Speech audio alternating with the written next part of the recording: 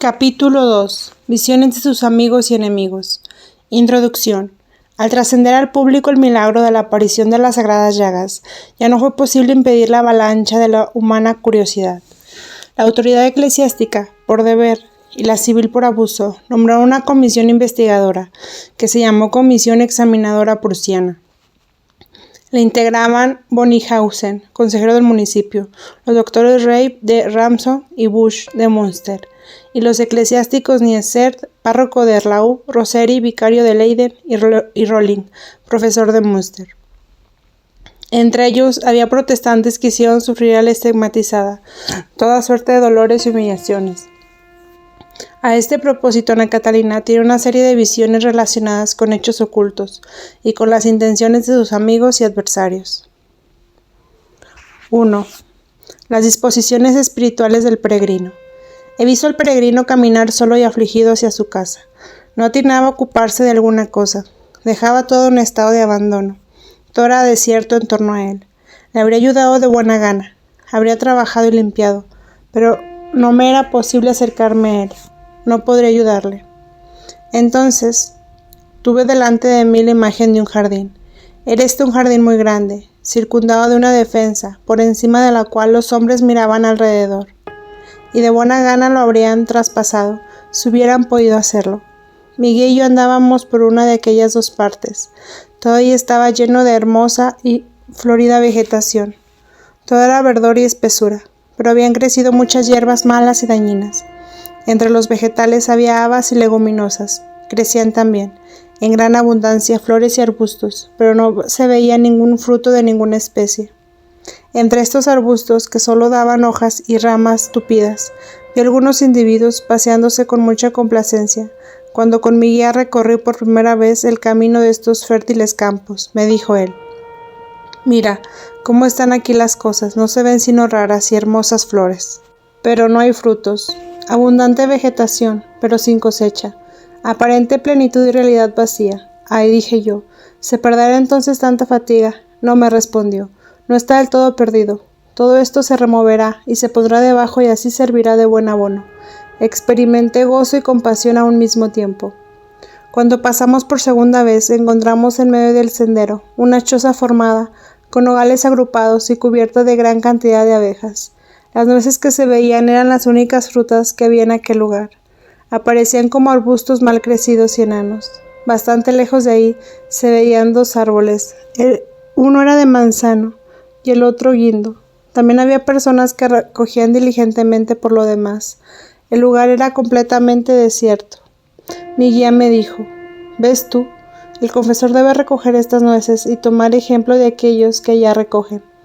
Pero el confesor tenía miedo de sentirse picado por ellas. Y yo pensé que era precisamente porque temía deberá ser picado. Si él hubiese metido dentro con inocencia y franqueza, esos queridos animalitos no le habrían hecho mal alguno. Él no recogió, no miró ni una sola vez los frutos, y fue solo vagando de un arbusto a otro. Cuando con mi guía pasé por tercera vez por aquel sendero, la vegetación se mostraba más tupida y densa. Vi con gran contento que el peregrino estaba ocupado en recoger frutos, cerca de unas maravillosas plantas situadas en el ángulo de las redes, casi cubiertas por la sombra, y contenían mayor cantidad de frutos. Me alegró mucho el ver al peregrino de tal modo ocupado. 2. Trabajos y contrariedades del peregrino. Volví de nuevo al jardín. El suelo era rico y fértil, pero a fuerza de brotar tanta hierba, todo tendía a la putrefacción. Entonces esta vegetación fue arrancada del suelo, pisoteada y enterrada en lo bajo, y vi al peregrino cavar y trabajar con infinitos esfuerzos. Cuando volví nuevamente al jardín, lo encontré completamente labrado y dispuesto, en nueva forma. El peregrino plantaba con orden en los surcos las plantitas, unas junto a las otras. Esta vista me causaba gran alegría. He visto luego al peregrino dejar el jardín, y he visto a muchas personas, conocidas por mí, aunque no sé sus nombres, que penetraban ahí dentro. Estas personas se pusieron en modo horrible a saltarme y a caer sobre mi espalda, insultándome y burlándose de mí, de todas las maneras. No me daban tregua ni canso y me reprochaban mi intimidad y confianza con el peregrino, y me echaban en cara diciendo que ciertamente nuestro trato nacería alguna nueva secta. Me preguntaban qué podían entonces pensar de mí. Estos insultos y estas charlas orgullosas no tenían fin ni término. Dejé entonces caer sobre mí esta tormenta y quedé en el más profundo silencio. De la misma manera ultrajaban estos mismos al peregrino. Me parecía como él no estaba lejos de ahí al oír todas estas injurias. Me alegraba el ánimo haber podido soportar con tanta paciencia tantas villanías, y exclamaba siempre: sean dadas gracias a Dios, Dios bendito, que pueda yo soportar todo esto, otros no lo han podido llevar. Después me encaminé hacia un bosquecillo vecino y me senté sobre una piedra. 3. Se le explican los símiles anteriores. Estando ahí sentada vino hacia mí un eclesiástico. Era un hombre hábil, vivaz, de naturaleza semejante al prior, fuerte y de aspecto fresco y sano. Este eclesiástico dio señales de maravillarse al ver que yo había soportado todas estas injurias sin oponer ofensa. Se puso pensativo y atento y dijo: esta pobre mujer soportó todo esto con tanta paz y tranquilidad. Ella es inteligente y honesta. Cuando ha hecho el peregrino debe ser muy diverso de lo que nosotros hemos imaginado. También el confesor es un hombre recto, que no soportaría semejantes cosas si no fuesen buenas y rectas. No bien, este desconocido eclesiástico comenzó a hablar así, en favor del peregrino, aquel tumulto de gritos injuriosos comenzó a perderse. He visto después de la diligencia del peregrino, y luego cómo las plantas crecían y se hacían más grandes y más bellas. Entonces me dijo mi guía: entiende esto, sensible amonestación. Estos insultos, estas befas, te caerán realmente encima. Prepárate. Por cierto determinado tiempo podrás llevar vida tranquila junto con el peregrino. Por eso no debes descuidar este tiempo concedido, ni dejar que se pierdan todas gracias. Aquel tiempo sucederá bien pronto, tu propio fin. Todo lo que el peregrino habrá recogido se lo llevará consigo lejos, puesto que este suelo no es apto para recibirlo. Producirá con todo buenos frutos en otras partes, y de allá la benéfica influencia llegará también a estos lugares. 4. Recibí avisos de nuevas molestias. Adviento de 1818. He recibido de Miguel el aviso de prepararme a la difícil batalla. Debo suplicar al Espíritu Santo que me inspire lo que he de responder. El corazón estaba por reventar en mi pecho por la angustia. Me dirigí a mi esposo celestial y le dije: tú has comenzado la obra y tú la continuarás hasta el final, llevándolo enteramente a tu voluntad. Diciendo esto me pareció como si yo pusiera el negocio en sus manos, y tuve gran tranquilidad y fuerza en el Señor y dije con alegría: quiero dejarme destrozar, si sufriendo esto puedo ser de alguna utilidad al mundo. Entre los atormentadores me fueron mostrando un método, y un eclesiástico que vinieron uno después de otro a asaltarme. Se mostraron en apariencia muy amigables, pero he visto la malicia en sus corazones. 5. Las acechanzas de sus examinadores. 18 de mayo de 1818. Esta última noche le he pasado en extremo mal. Todos y de todos lados me caían encima y me maltrataban, y al fin me dejaron lacerada en pequeños fragmentos. Entretanto yo estaba tranquila y me alegraba pensando que iba a morir, y así terminaría para mí este tormento. He visto y conocí a los autores de este asalto, y he visto también las principales razones. Estos se charlaban y se enfurecían en torno mío, y al fin me dividieron en pequeños pedazos. Ninguno de mis amigos estaba presente, ninguno me ayudó, ni siquiera un sacerdote. Quedé angustiada y pensé en Pedro, y cómo él había abandonado al Señor. Vi luego a cierto partido que celebraba consejo y reía con amarga risa, al considerar sus tramas bien ordenadas sobre los medios inventados para apoderarse de mi persona. Querían probar cosas que jamás podrían ser probadas. Mi guía celestial me dijo que no me afanase demasiado. Cuando esto venga a suceder, todo acabará en mayor vergüenza para ellos, y para ventaja de la buena causa. 28 de mayo. Me he visto en el tiempo de persecución, abandonada de todos, y lo que me produjo mayor pena es que ni siquiera el confesor podía llegar a mí. Parecía que sin licencia él no podía acercarse. He visto en imagen como si me encontrase sola en mi estancia. Me parecía que solo la monja Neuaz estuviera cerca de mí. Aquellas personas entraban por el lado derecho y se introducían hasta mi lecho. Yo estaba abandonada y sin socorro alguno. 6 de junio. Pasé una noche dolorosa. Me he visto maltratada más horriblemente que nunca. No puedo decir sin estremecerme lo que me ha pasado. Yo yacía abandonada de todos mis amigos. Mi lecho estaba situado en medio de la pieza y personas extrañas me servían. Conocí que fui llevada a este término por cierta disputa habitada entre algunos eclesiásticos y el poder civil. He visto a Oberby en la danza, silencioso y triste. Parecía que para mí la cosa estaba terminada. 6. Visión de una joven mártir en Roma. El siguiente relato se refiere a la visión que tiene de diversos martirios, que le sirven para fortalecerla en los tormentos que deberá sufrir a causa de los exámenes de sus estigmas por parte de la comisión designada a ese efecto.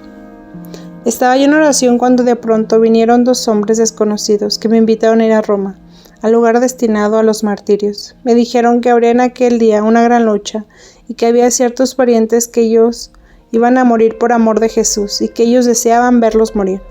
Le pregunté por qué querían exponerse al peligro y me respondieron que eran cristianos, pero en secreto, y así no eran conocidos, y que como eran parientes tenían licencia de presenciar el martirio destinado para ellos, a fin de que quedasen espantados del horror de aquellos suplicios.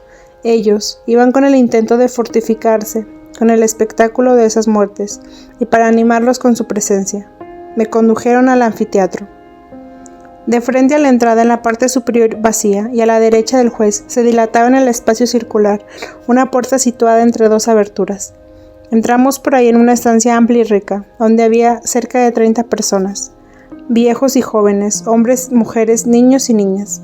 Eran todos cristianos en secreto, y se habían reunido ahí por el mismo motivo. El juez, hombre viejo y tirano, hizo señas de un lado y de otro. A su orden, los verdugos, que estaban ya prontos del anfiteatro, comenzaron su obra. Eran cerca de las 12. Y hombres, en la parte izquierda, de arco situado enfrente de nuestras aberturas. He visto algo así como un ídolo. No sé propiamente lo que fuese. Me impresionó espantosamente. De ese lado estaban también las cárceles. Los mártires fueron sacados, fuera de 2 en 2. Los empujaban punzándoles con hierros en la punta. Primero eran presentados ante el juez, después de breves palabras martirizados. Toda la altura de aquel edificio circular estaba formada de gradas, llenas de espectadores que bramaban enfurecidos. El primer martirio fue el de una delicada joven de 12 años. El verdugo la echó por tierra y apoyando el brazo izquierdo sobre su pecho, puso sus rodillas sobre ella. Luego con un instrumento cortante le hizo como un anillo en torno a las articulaciones de la mano, y alzó luego la piel hasta los codos. Lo mismo hizo con la mano izquierda y luego con los 2 pies. Yo me sentía desfallecer a la vista de los atroces dolores que ella tenía. Salí a la puerta y corrí abajo, gritando misericordia, y quería ser martirizada con la niña, pero el verdugo me rechazó con tal violencia que la sentí vivamente. Los lamentos de aquella jovencita me desgarraron de tal manera que pedí ser martirizada en su lugar. Me parecía como esto es lo que me esperaba a mí y que estuviese destinada. No puedo expresar cuánto me torturaba este desollamiento. Entonces, el verdugo ató ambas manos a la pobrecita en forma de cruz. Parecía como que quería cortárselas. Cuando nuevo entré en la estancia, que del lado posterior era redonda y en el interior recta, y en la cual había piedras cuadradas o triangulares para sentarse. Algunas personas piadosas me quisieron consolar. Estas eran el padre y la madre de aquella jovencita, que me dijeron que los tormentos de esta delicada joven eran ciertamente atroces y lacerantes, que ella se los había buscado con demasiada audacia. Por lo demás, era la única hija y no cuidándose quería siempre acudir a las catacumbas para instruirse en cristianismo, que había hablado con demasiada audacia, buscando casi diríamos el martirio con vehemencia. En esto 2 verdugos la aferraron y la colocaron sobre la hoguera, elevada en forma circular en medio de la plaza. Ella tocaba con los pies el punto del medio y debajo había mucha leña, a la cual se aplicó el fuego que serpenteaba por medio de aquellos secos ramajales. La buena gente en torno mío tenía aspectos conmovido y resignado. Una mujer de entre ellos sacó un rollo, atado en medio por una larga liga.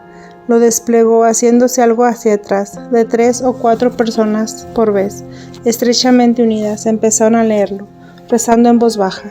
Así pasó aquel rollo de mano en mano, mientras los unos después de los otros se hacían atrás para rezar. Yo entendía perfectamente cuánto leían. Eran simples y sentencias breves, versículos reunidos, pero tan poderosos y elevados que no es posible expresar. Se referían siempre a esto: los que sufren van directamente a Dios al salir de este miserable mundo. Pensaba entonces que jamás olvidaría yo aquellas palabras con todo. Ahora no puedo hacer otra cosa que sentir íntimamente el sentido, y no es posible reproducirlas. Aquella mujer, que era la principal lectora, después de haber recitado un versículo, prorrumpía a menudo con estas palabras: ¿qué pensáis vosotros? Estas plegarias se dirigían a Dios con una fuerza extraordinaria. Yo también miraba en aquel rollo, pero no pude reconocer ni una letra. Estaba escrito con caracteres rojos. Durante este martirio me sentí oprimida de indecible angustia. Jamás un espectáculo semejante me había lacerado el alma como esta vez. Aquella virgencita con la piel arrancada en los brazos y en las piernas, con sus dolorosos lamentos, estaba siempre delante de mi espíritu. No podía moverme de ahí, no me dejaban salir del anfiteatro. Muchos fueron martirizados, les herían una parte u otra de los miembros con agudos hierros. La sangre saltaba en abundancia en torno a ellos. Luego con pesados mazos les pegaban y destrozaban los huesos. A fin se levantaron los rugidos entre el pueblo y sentí como el grito de un hombre. Era el último de entre los martirizados, que así rugía. Lo maltrataron con tanta crueldad que vaciló en la fe. Prorrumpió en maldiciones y brama contra sus verdugos. Era cosa horrible verlo en su desesperación, combatido por el dolor y la rabia. Toda la gente buena que estaba en torno se contristó de manera por su causa. Con todo eso tuvo que morir él también. Cuando todos los cadáveres fueron arrojados a la hoguera, me sentí muy turbada por la pobre alma de este último hombre. Tenía el triste presentimiento de que esa alma no hubiese llegado a la gloria. Cuando todo fue acabado, aquella buena gente que había estado conmigo se fue, y quedé sola. Los cadáveres no estaban consumidos. Vi enseguida cómo cavaron el suelo para enterrar los huesos. Entonces vi descender del cielo una pirámide cándida y espleciente de luz y posarse sobre el suelo. Desde esta pirámide descendían como rayos luminosos las almas de aquellos mártires serenos como niños y con sonrisa de celestial amabilidad. Vi en cambio a uno de esos espíritus caer en las llamas de la hoguera, la cual desapareció y se trocó en lugar oscuro. Ahí fue recibido por otros espíritus. Aquella es el alma del mártir caído. Él no está perdido para siempre, se encuentra en el purgatorio, y esto me ha alegrado mucho. En él quizás ahora ruego mucho por aquellos que están completamente olvidados. Tengo el presentimiento de que este martirio me fue mostrado para exhortarme a la paciencia de mis padecimientos, porque he visto recientemente que también a mí me será arrancada la piel de las manos y de los pies. Aquellos antiguos romanos deben haber sido realmente de hierro, tanto los verdugos como los espectadores, tanto los mártires como sus amigos. Ahora todos son tibios, blandos y viles. Muchos ruegan hoy en día malamente a Dios, como antiguamente oraban los paganes a sus dioses. 7. Ve nuevas angustias que le procuran las monjas y los investigadores. 11 de julio de 1818. He visto de nuevo en imágenes los males que me amenazan. He visto que todas las monjas, mis hermanas, me visitaban y me hablaban como si hubiesen tenido intimidad conmigo, como si en el convento hubiese yo revelado tal o cual cosa sobre mi estado y otras cosas semejantes. No entendí claramente qué querían, y les dije que Dios sabía lo que yo y ellas habíamos hecho. Las he visto a todas irse a confesar y tomar la Santa Comunión, luego volver junto a mí. Por lo demás, no valían más que antes, y querían saber de mí ciertas cosas, aunque no recuerdo ya cuáles eran. Les pregunté si acaso no sabían que de mucho tiempo atrás había probado incomprensibles dolores en las manos y en los pies, de tal modo que mis dedos quedaron como muertos, sin que yo ni siquiera presintiese lo que iba a suceder. Les pregunté si acaso no era cierto que yo no podía desde hace mucho tiempo tomar alimento alguno sin vomitarlo. Al punto, y esto ciertamente por 7 meses continuos, que esto sucedía sin que yo diese otra importancia, ni continuos, sino de simple enfermedad, que por otra parte raramente dejaba de cumplir mis deberes y jamás dejaba de dirigirme, simplificante, al Señor, única ansia y amor mío. Encontré al decir la verdad a todas estas monjas, mal seguras y inexactas en estas afirmaciones. No buscaban otra cosa que salir del paso, exceptuada la superiora y Neuhaus, que se mostraron rectas y sinceras. Entonces vinieron multitud de mis conocidos, y ellos hicieron como siempre habían obrado, y charlaron de una manera o de otra. No había entre todos los presentes ni uno que quisiera estar enteramente de mi parte en mi defensa. Lambert no podía ayudarme, ninguno se ocupaba de él. El confesor no estaba lejos, pero estaba lleno de afanes y angustias. Entonces se me acercaron unos 6 individuos, entre seglares y eclesiásticos, entre ellos 2 protestantes. Vinieron también separados, uno después de otro, y vi algunos tan falsos y malignos que era imposible decirlo. Estos eran los que obraban de modo más lisonjero y más blando, mientras más duramente me maltrataban. Entró luego un hombre de la estancia y exclamó: «Todo lo que se dice de esta mujer debe ser dicho también por mí». Yo no sabía quién era ese hombre, y él se puso cerca de mí, y se mostraba probo y fiel, y parecía que observaba todo. Por lo demás no podía ayudarme. Esos perseguidos que se agitaban en torno mío. Mi lecho estaba en medio de la pieza. Se cuidaban mucho de ofender a este hombre. Me preguntaron en un principio toda clase de cosas, y yo respondía solo lo que había sido ya anticipadamente escrito en los protocolos. Y declaré no tener nada más que decir. El vicario general estaba cerca y era uno de los causantes de esta investigación. E hizo también al deán, ocupado en el asunto. Daba órdenes a este respecto, y tampoco en él se mostraba favorable. Overbeck estaba lejos y rezaba por mí. Las 2 monjitas, Francisca y Ludovica, me consolaban y continuamente exclamaban: «Ánimo, ánimo, ten valor, y todo saldrá bien». Entonces empezaron estos a separarme la piel de las manos y de los pies. Con todo las heridas aparecían más rojas que sobre la piel. Me sacaron también la piel del pecho y encontraron la cruz aún más profundamente impresa que sobre la piel. Quedaron de tal modo atónitos que no sabían cómo proseguir. Se desanimaron y uno tras otro quietamente se fueron. Cada uno de ellos tenía cierto número de secuaces, a los cuales narraban lo sucedido de un modo o de otro. Todos quedaron avergonzados. Mientras yo yacía esperando una operación inminente sobre las llagas y sentía desmesurada angustia, y mientras las 2 santas monjas me animaban diciendo: «No te harán mal alguno», he aquí que se me acercó un joven maravillosamente bello. Su rostro resplandecía como el sol, llevaba un vestido largo y tomándome de la mano dijo: «Ven, daremos gracias a nuestro amado Padre». Enseguida me llevó consigo.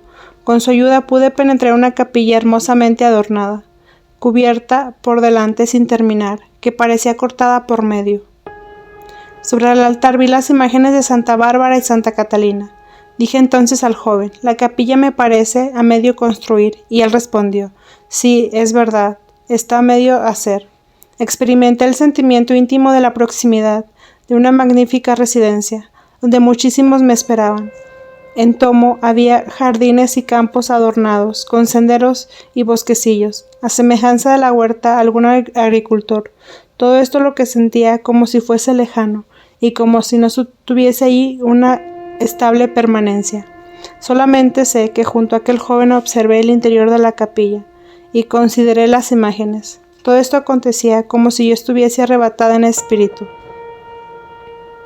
Mientras los examinadores me arrancaban la piel de las heridas, no sentí dolor alguno, y vi luego los paños amontonados llenos de sangre, y vi la confusión de estos señores al comprobar la parte interna de los estigmas, y cómo se rascaban la cabeza. Desperté con sentimiento mezclado y confuso de las cosas vistas en la capilla, y de estas operaciones. La imagen de las monjas y de aquellas personas extranjeras era oscura, me parecía como si fuese un preaviso que me daba del examen y al cual estaría sujeta. He visto también como un tumulto en la ciudad. Y el joven me dijo: «He ahí todo lo que atormentaba y angustiaba. Duró por poco tiempo, la eternidad no tiene fin. Ea pues, ánimo. Te queda aún sobrellevar un violento asalto, pero lo llevarás muy bien, y no resultará tan duro en la realidad como lo has visto en la visión. Mucho aún puede removerse, por efecto de la oración. Consuélate, pues». Me fue indicando también cómo debo rezar en mis vigilias nocturnas. Muchísimos hombres perecerán, graves tempestades se avecinan. No te retengas de hablar claro y abiertamente, exhorta y envía a todos la oración. 8. Es transportada a otro lugar por los examinadores. En horas de la tarde del día, precedente a aquel en que fui trasladada, he visto, estando por otra parte completamente despierta, como una representación de lo que debía realizarse al día siguiente. He sufrido de tal manera que no estaba en grado de poder manifestar lo que tanto me angustiaba.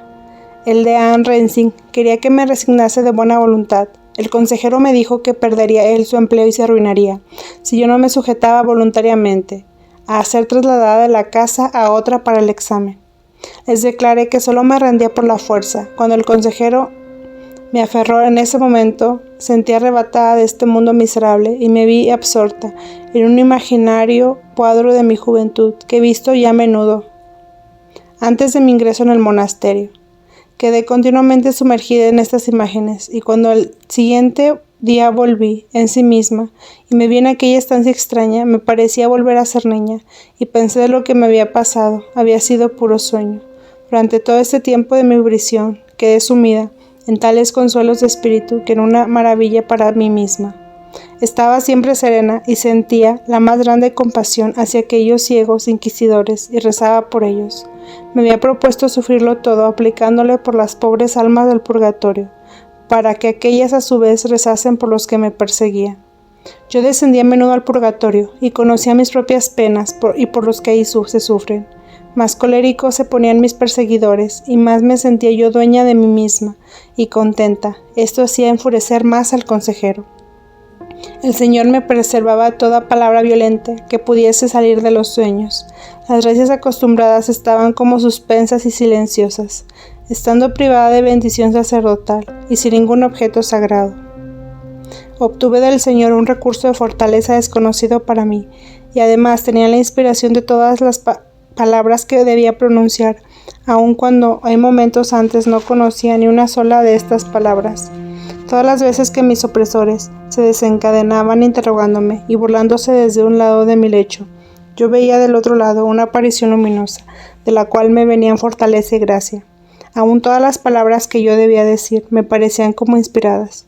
Esto era siempre breve, preciso, suave, y yo me sentía llena de compasión hacia ellos. Cuando acaso hablaba yo de mí misma, notaba una gran diferencia. Era una voz diversa, más baja, dura y a veces punzante. 9. Diversas visiones vinculadas con la inquisitoria. El día de San Lorenzo he visto su martirio. Vi también la asunción de María Santísima a los cielos. El día de Santa Ana, onomástico de mi madre, fui arrebatada y llevada junto a la santa en lugar de su gloria.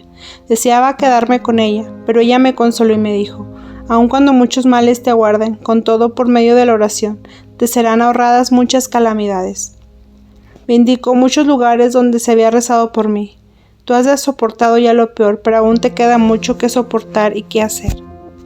El día de la fiesta del Santo Protector de la Orden, tuve una visión de mi situación, tal como debía haber sido según las intenciones de mis enemigos. He visto una parte de ellos convencidos y seguros de que oprimiéndose a mí lo hacían con los otros católicos, a los cuales pensaban llenar de desprecio y de vergüenza. He visto también a los eclesiásticos que formaban parte de aquel número, muy mal intencionados y peor dispuestos. Me he visto en un profundo y oscuro subterráneo y creía que de ahí no podría salir, pero me pareció que cada día subo más alto desde ahí y se hacía siempre más luz en torno mío. A mis perseguidores, en cambio, los veía caer siempre más en lo profundo de la noche y de la oscuridad. Se agitaban confusos y se chocaban unos contra otros y yacían con una profunda caverna. San Agustín, a quien implora ayuda, vino el día de su fiesta junto a mi lecho y estuvo frente a la cara de aquel que tan duramente me oprimía. También San Juan vino junto a mí el día de su fiesta y me anunció la liberación. He visto también el maligno estar siempre presente cuando ellos venían a mí. Tenían un modo de ser que me parecía un compuesto de todos los males espíritus y refundidos en uno. A veces lloriqueaba, a veces maldecía, a veces se mostraba con fingida piedad, a menudo mentiroso, hipócrita, lisonjero, irritante. Era el diablo propio de las sectas secretas. 10. Admirable visión de los peligros de su vida y de la ayuda divina. En esta visión era yo conducida por mi guía, que me tenía de la mano. Me levantó haciéndome salir por la ventana de mi casa paterna y me condujo a través de las praderas, el campo arenoso y de las landas. Los espacios desiertos siguen un camino largo y peligroso por encima de una áspera montaña. Él tenía que arrastrarme detrás de sí para que no quedara detenida sin poder avanzar. Me causaba extrañeza al verme como niña y al mismo tiempo adulta. Cuando llegamos a la altura me dijo: mira, si tú no hubieses sido una pequeña niña, no hubiera podido conducirte hasta aquí. Ahora mira atrás y considera de cuántos peligros en los cuales debías sucumbir te ha librado Dios para traerte aquí felizmente. Miré hacia atrás y vi todo el sendero recorrido, lleno de imágenes de los peligros habidos, de las ocasiones de caer en pecado, y visto por la fiel ayuda del ángel, he sido preservada de ellos.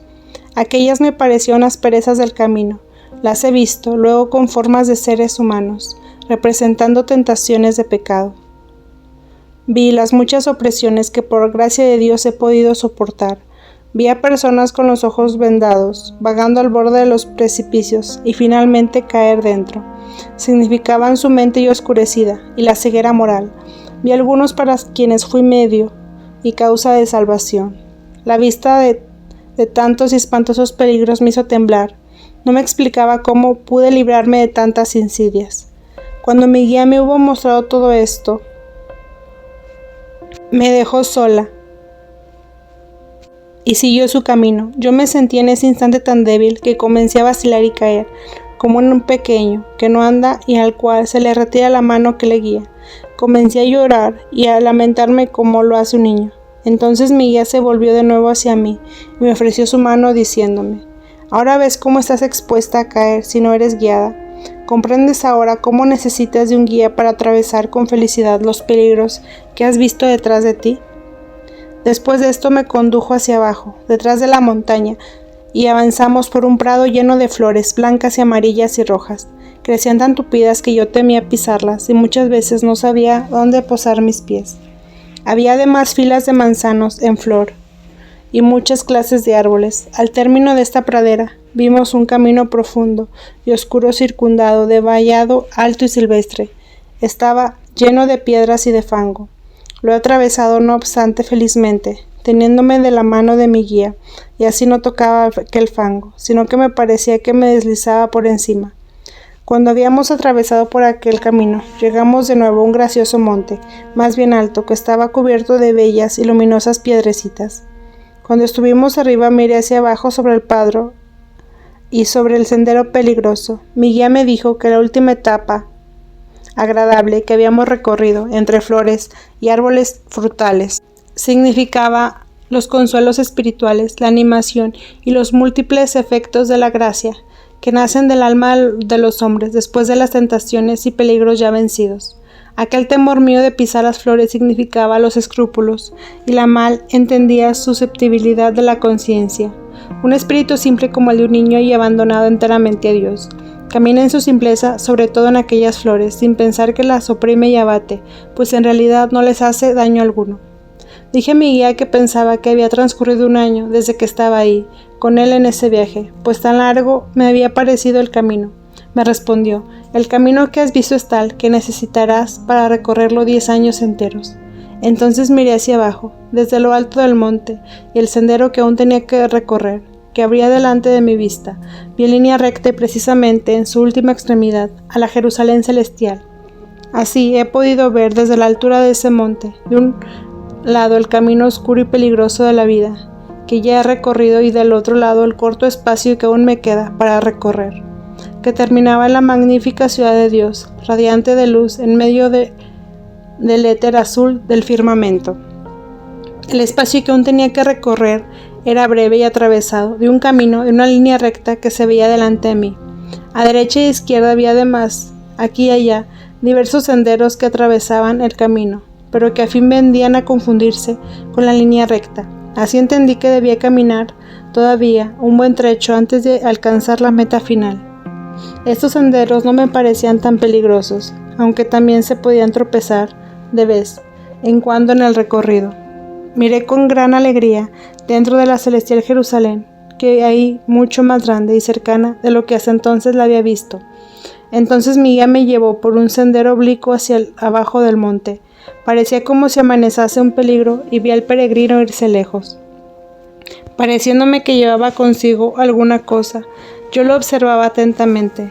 Mi guía me condujo entonces a una casita, y ahí las dos monjitas que me eran bien conocidas me preparaban un lecho y me acomodaron en él. Yo me sentía de nuevo como una monjita, y ahí dentro me adormecí muy tranquila y ocupaba mi mente en una continua visión beatífica de la celestial Jerusalén, hasta que me desperté.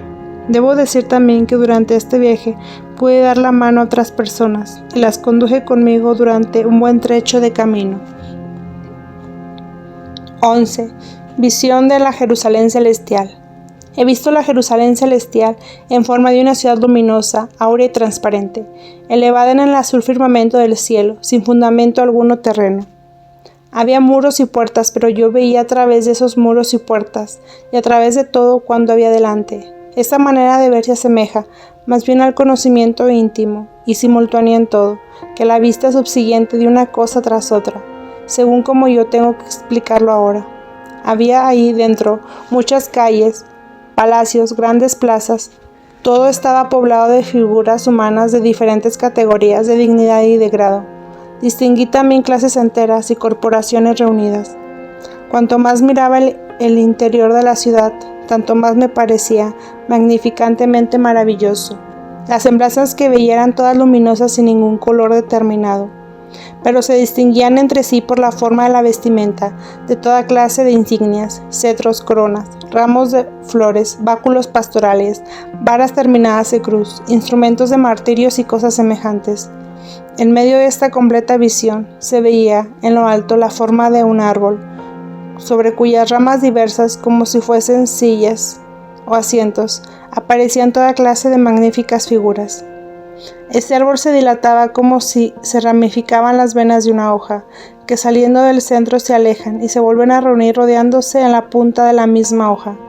Las figuras que se posaban más alto aparecían más espléndidas, sumergidas en la más profunda contemplación y adoración. Parecía que estaban ahí sentados, santos y venerables ancianos, y en la extremidad vi como un globo que terminaba en una cruz, representada al mundo entero, y además allá arriba la Madre de Dios, más esplendorosa que nunca. Todo esto es una realidad absolutamente imposible de expresarlo con palabras. Sumergida en estas visiones, permanecí absorta hasta que desperté de nuevo a este mundo. 12. Debe expiar por la malicia de sus perseguidores. Durante estos mis dolores estuve siempre sumergida en visiones. Tuve que ascender escalando un monte alto, en compañía de mi guía. Caminando hacia arriba, veía diversos senderos a la derecha y a la izquierda, que llevaban al precipicio, y vi también la miserable condición de los que erraban perdidos por estos senderos, y por quienes yo debía rezar. Hacia la mitad del monte encontré una ciudad, con magníficas iglesias. Antes que yo pudiera penetrar, fui recibida por algunas beatas monjitas de mi orden, que me revistieron de cándido y luminoso vestido. Les di a entender mi angustia por el temor de no poder conservar vestido libre de toda mancha. Ellas me dijeron: haz lo que puedas, seguramente podrá sobrevenir alguna mancha, pero tú lavarás con lágrimas. Tuve también una conversación respecto al secreto que me impuso el vicariato por medio del señor Deán, y me fue dicho que yo debía observar sobre eso absoluto silencio con todos, sin excepción. Por lo demás, añadió mi guía, si ellos quieren llevar las cosas más allá aún, Dios las pondrá remedio y fin. 13. Es consolada por las molestias que sufre durante el examen de sus estigmas. Una vez me llevó un anciano que traía un niño en brazos, me alejó de aquí y me escondió en unas plantas de ortigas. Cuando las ortigas me herían estaba yo muy contenta. Esto me ayudaba y me consolaba contra las palabras de aquel hombre, el consejero. El anciano que me llevó era San José con el niño Jesús. Vino también a mí una noche aquel niñito que me ayudaba a cuidar las vacas cuando yo era pequeña. Estaba muy contento y divertido. Tenía en la mano un bastoncito e iba de un lado a otro con mucha alegría. Le dije: querido niño, las cosas no van ahora como entonces en aquel prado. Ahora estoy prisionera. Después hablamos alegremente, con gran simplicidad. Otras veces tenía delante un hermoso niño, todo luz y esplendor, que yacía en su cuna. Yo le cuidaba meciéndole en su cuna. Llevaba sobre la espalda una cruz, y como le preguntase lo que significaba aquel leño, me dijo: es tu cruz que tú no quisiste llevar. En la tercera semana, mientras me sentí muy enferma y deseaba la Santa Comunión, tuve esta visión. Llegué por un camino de sombra, llano y angosto, a una isla circundada de un muro. Se me acercaron dos espíritus, creo que había algunas mujeres, y viéndome tan débil me dieron 2 bocados que sacaron de una cajita. Recuerdo que para que la enfermera, que se había dormido a mi lado, no viese estos bocados, me cubrí con la frazada la cabeza, puesto que los espíritus habían venido del lado donde ella se encontraba. Durante el examen, las dos santas monjitas que tantas veces habían venido en mi ayuda, se me acercaron y me ofrecieron de nuevo su ayuda. Pensé entonces, cómo San Pedro pudo haberse librado de prisión. Pero pronto dije, ¿quién soy yo en comparación con San Pedro? Quiero estar aquí hasta el fin. 14. Ve que sus males no habrían de cesar. Yo no veo ningún término de mis padecimientos. Se me hacen siempre más grandes. Los he visto siempre crecer durante mi vida, a semejanza de un árbol que fuertemente florece cuanto más se les poda. He contemplado muchas veces este fenómeno, cuando de niña andaba por los campos y cuando ya monja paseaba por el jardín. Siempre veía crecer a ese árbol. He hecho ya mucho en el pasado. Con todo, siento que muchos trabajos para sustraerse al imperio del mal no fueron aprovechados y así muchas gracias fueron desperdiciadas. A menudo que me ha sido mostrado que del descuido de los dones se me han otorgado, como también del dejar de recoger las visiones mías que comprendían en sí y dan testimonio de tantas relaciones escondidas y concordancias de cosas, ha provenido ya gran daño. Muy a menudo he sentido grave pena por ello, y mi único consuelo ha sido el saber que yo no era culpable de ello. Con todo, por demanda benevolencia de ánimo, he faltado gravemente. 15. Los planes de sus perseguidores. Vi las poderosas amenazas con las cuales, de buena o mala gana, o con violencia, debía ser sacada yo de casa. Un individuo se me acercó y me dijo, ya sea viva o muerta, debe hacerse así.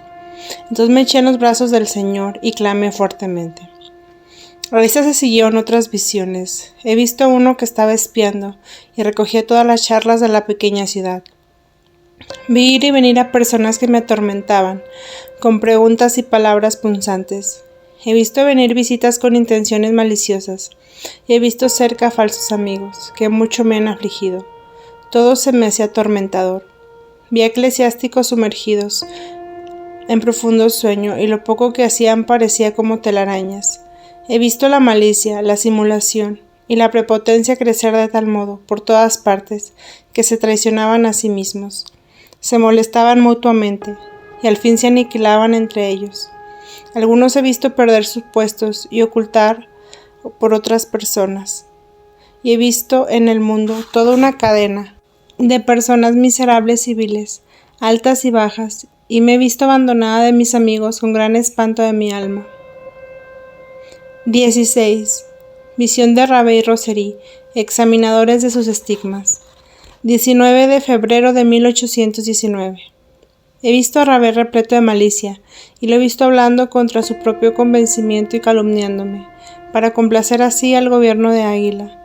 Yo creía que Roserí había cambiado, pero he visto que era falso, y disimulado en lo íntimo de su ánimo, y hablaba a veces con simulación. Mientras yo estaba pensando en mi interior, ¿cómo podría semejante sacerdote ser de provecho a los fieles? Sentí que me respondía, él aprovecha a sus fieles, tampoco cuánto les aprovecha como la Biblia a los herejes. Él no tiene en sí bendición alguna, pero puede sin embargo hacer parte de los demás, de aquellas que tiene la Iglesia, aunque él no participe de ellas, ni poco ni mucho. He visto el dominio del águila estar en malas condiciones en este país. El presidente supremo piensa rectamente y tiene un corazón noble, pero está rodeado de una caterva maligna.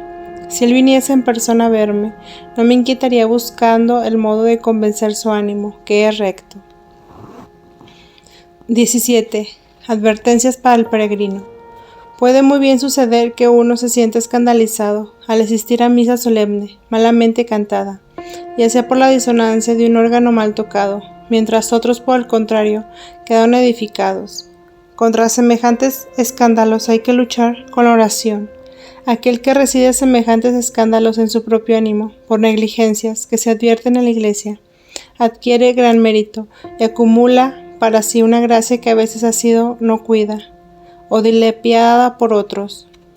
Aquel que se trata de convencer de la verdad por sus propios méritos, no por la gracia de Dios, podrá perfectamente quedarse aferrado a su propia opinión, pero no podrá jamás ser penetrado de la luz de la fe. En todas las noches se me recuerda que debo hacer tal o cual meditación, y así me sucedió ayer tarde. He recibido durante la noche una advertencia respecto a mí misma, pero especialmente mucho se me ha dicho respecto al peregrino. Es necesario que en él muchas y varias cosas sean mejoradas. Me fue mostrado cómo, gracias a nuestro trato, le podrá llegar a él una mejor y mayor luz, y crecer en provecho. Como yo pensara mi ánimo sobre mi conducta para con el peregrino, y sobre el modo de satisfacer mejor su misión y la mía propia, para hacer fructificar abundantemente las grandes comunicaciones que debo hacerle. Me fue dicho que debíamos recíprocamente tener paciencia en los dolores que nos sobrevendrían, y que el peregrino debe comunicarse con mis propias intenciones, para que siga mayor unión espiritual. Haz tú lo que puedas, me fue dicho, y lo demás déjalo al cuidado del peregrino. Muchas personas desean ardientemente y de corazón hablar contigo, cuando se presente la ocasión de que puedan hacerlo. Examina en ti misma si esto puede serle a ellos de provecho. Debes rogar al peregrino que se decida a ser humilde y paciente. Debe vencer la propia obstinación, y tú debes insistir en que esto se haga seriamente. Guárdate de ceder a las buenas palabras por falta de condescendencia. Opón resistencia e insiste fuertemente para que el peregrino se decida. Tú eres demasiado benévola. La benignidad fue siempre su defecto. No debes dejarte jamás reconocer por bueno lo que encuentras defectuoso. 18. Advertencias para el confesor. El guía celestial me dijo, además que seguramente me vendrán encima muchos males, pero que no debo espantarme, sino más bien, sin inquietud, esperarlos en nombre de Dios. Recibí también muchos reproches a causa de mis defectos. Eso de callar sobre muchas cosas por mal entendida humildad no es otra cosa secreto de orgullo. Yo debo recibir las cosas y darlas, como lo hacía siendo niña, que recibía mucho más que ahora. Debo decir sin ningún miedo cuánto he callado, no bien se me presente a la mente. También con el confesor me debo lamentar francamente de todo lo que me oprime, aun cuando parezca que no me quiere escuchar. Debo pedirle que me escuche, con eso obtendré ayuda más frecuente. Mi guía también me reprendió mi demasiada condescendencia hacia mucho, y con eso descuido el cumplimiento de mis deberes en la oración y hacia los demás, que es muy inexacto cuando digo, he aquí que estoy tendida y no puedo hacer cosa alguna. Bien sabía él que yo me arrastraría de noche, envuelta en mi manto para distribuir limosnas, y que me lamentaba de no poder hacerlo, puesto que de buena gana lo haría, que lo que el Señor me imponía no era del todo a mi gusto. Debo pensar que yo no estoy inútilmente en este lecho, debo obrar con la oración y manifestar lo que me ha sido dado. Me dijo que pronto tendría que contar cosas que me resultaría muy gravoso decirlas, pero que las tendría que narrar. Una furiosa tempestad nos amenaza. El cielo se oscurece horrendamente. Pocos son los que aquí abajo rezan, y las necesidades son grandes. Las órdenes religiosas van decayendo siempre más. Debo decir a todos los buenos que recen con todo el corazón. Me dijo además que yo debo prepararme con tranquilidad y valor a recibir los males que se me acercan. Me podrán hacer morir, pero como mi obra no está aún terminada, si por mi negligencia viniese a morir antes de tiempo, deberé soportar el resto de estos dolores en el purgatorio, que los dolores de allá son mucho más amargos que los de aquí. 19. Visión de Santa Cecilia, el niño de la paciencia. Por la fiesta de Santa Cecilia estuvo a punto de reproducirse el estado de pusilanimidad. Me turbaba el pensamiento de no haber sido bastante paciente durante el tiempo de las pesquisas.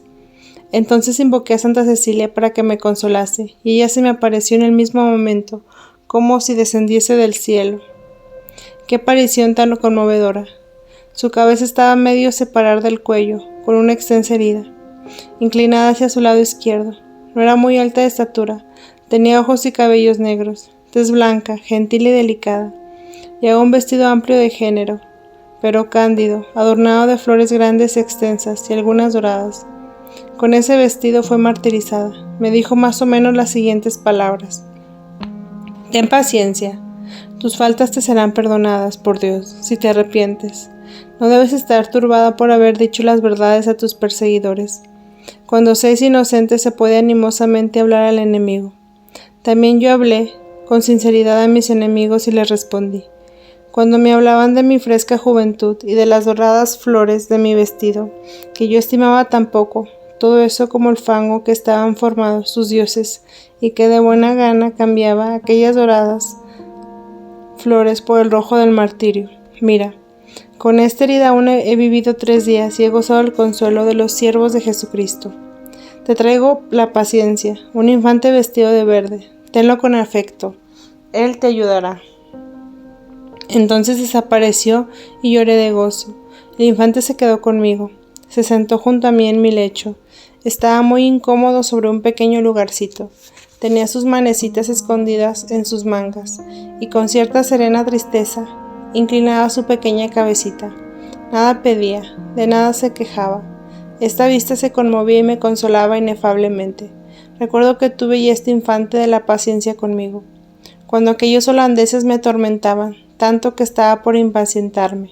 La Madre de Dios me lo trajo. Él entonces me habló y me dijo: mira, me dejo alzar y pasar de un brazo a otro, yacer en las faldas o por tierra, y esto siempre contento. Haz tú también así, o este niño desde que me ha atraído, también cuando estoy despierta, y he adquirido paciencia y paz. 20. La Virgen de Slidén, la libra de un peligro. Es una virgen suiza. 13 de noviembre de 1819. Me sentí transportada por mis enemigos, en medio de gritos y clamores, y puesta sobre un palco alto tan estrecho, que estaba en peligrosa situación al caer y romperme la cabeza. Cuando me vieron allá, dieron muestras de gran algazara. Yo estaba en grandísima angustia. Al fin apareció la Madre de Dios, bajo la figura de la Virgen de Ensen. Hizo que el palco se alargase y ensanchase de tal modo que pudiera pasearme sobre el mismo. Al fin inesperadamente bajé de ahí, a la vista de los cual mis enemigos quedaron muy avergonzados. 21. Nuevos peligros y socorros. 25 de noviembre de 1819.